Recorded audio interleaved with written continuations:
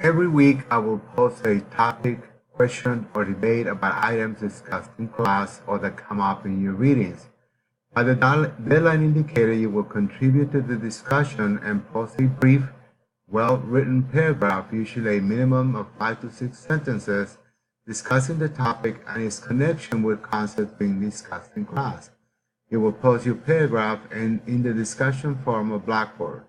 There will be 4 each, worth 50 points for a total of 200 points, and may not be made up for any reason.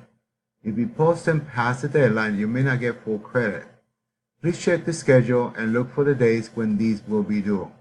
You will get credit 50 points if you post a minimum of one well-thought-out, well-written paragraph discussing the issues involved.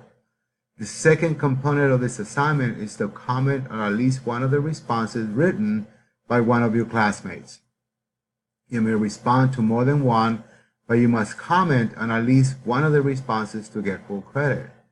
The issues presented up for discussion may even involve controversial debates related to a topic in cultural geography. If the issue is a debate, please make sure you present both sides of the issue, and you may provide an opinion of the side of the issue you support. Please be respectful of people with opinions different than yours.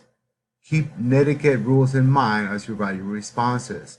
For the first topic discussion, please submit your response for this first topic by Saturday, June 23rd by 11:59 p.m.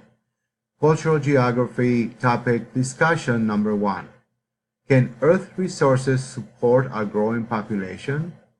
Some geographers argue that Malthus was right, and that population growth is depleting key resources. Other geographers, those critical of New Malthusians, do not accept this view. Please provide some of the issues involved in both sides of the debate and advocate for one particular side. For information, please check page 67 of your textbook.